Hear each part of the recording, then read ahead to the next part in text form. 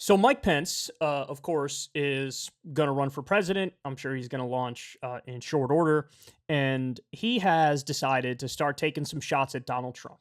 Now, to this point, sort of like DeSantis, he's been a little bit of a bitch. He's been a little bit of a bitch. He has more defended Trump than attacked Trump. I think he does that because he realizes that Trump is very, very popular with the Republican base.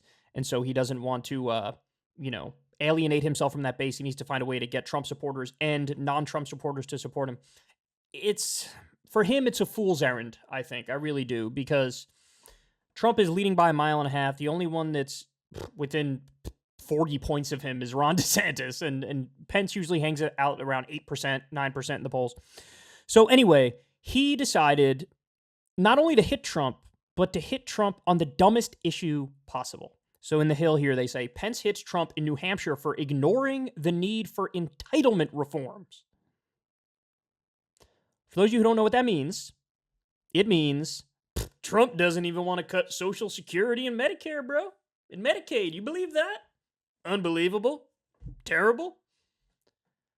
How dumb can you be, Mike? How dumb can you be?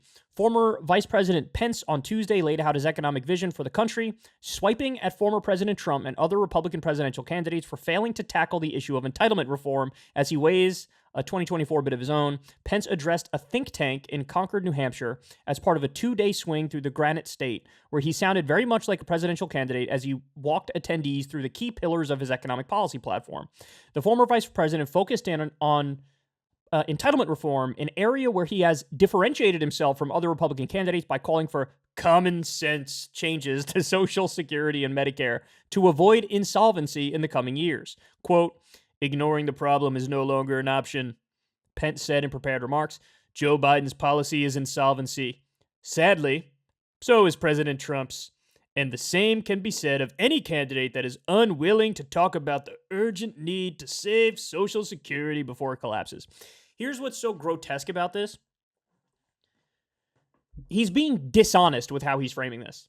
The way he's framing it is, who, me, bro? I just want to, save Social Security and Medicare, and Trump and Biden want to ruin Social Security and Medicare. What he really means is, I want to cut the programs, and they don't.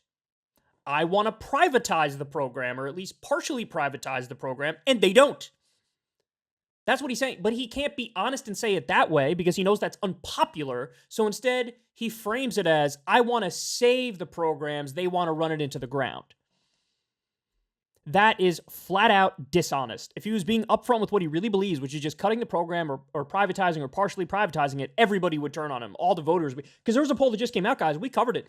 75% of Republican voters say they don't want to cut Social Security and Medicare. 75%.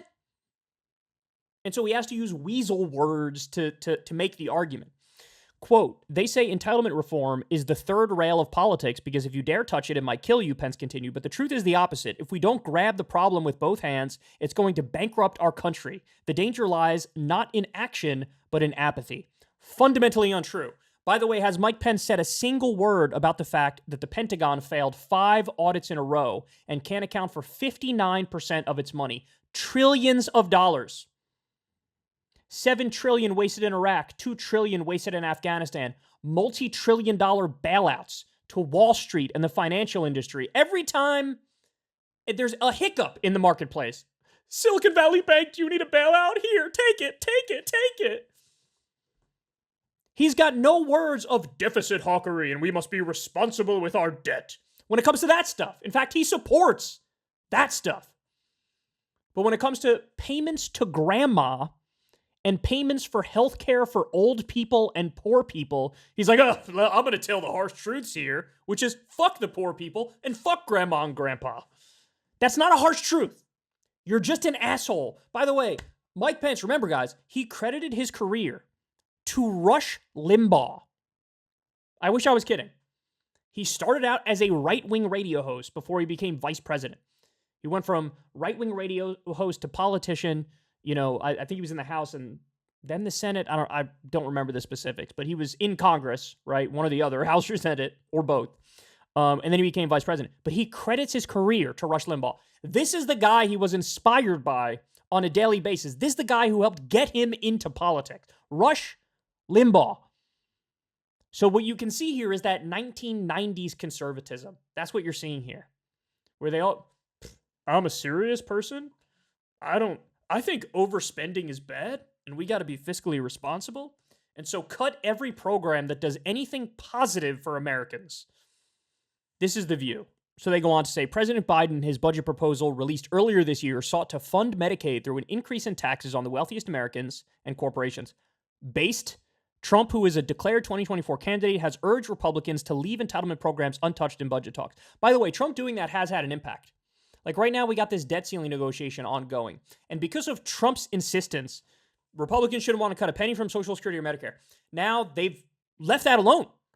And they've moved on to, well, we need work requirements for food stamps or some other things, which is still a terrible position and Biden shouldn't agree to it for a second. He should use the 14th Amendment to just, raise the debt ceiling or get rid of the debt ceiling entirely, right? But Trump taking that position has worked. It has made Republicans fall in line. So remember, on this particular issue, Social Security, Medicare, Trump and Biden agree, which is a good thing. It's a very good thing, actually. Pence's entitlement reform remarks came as a part of a broader speech, at the Josiah Bartlett Center for Public Policy about economic policy, in which he laid out 5 ways he believed the next administration could boost the U.S. economy. His first proposal was to make the tax cuts passed during the Trump administration permanent. Many of the changes enacted through the 2017 laws are set to expire in 2025. I love this. I love this, man. I love this. So he's doing all this deficit hawkery and debt hawkery over, spending too much on Social Security and Medicare. And then he says, my solution is make the Trump tax cuts permanent. You idiot. That blew a $2 trillion hole in the deficit. And by the way, 83% of the benefits went to the top 1% over the long run. So his solution is more of the problem. Again, when it comes to, things he favors, I'll spend like a drunken sailor. But anything for the people? Oh my God, never. Cut it immediately.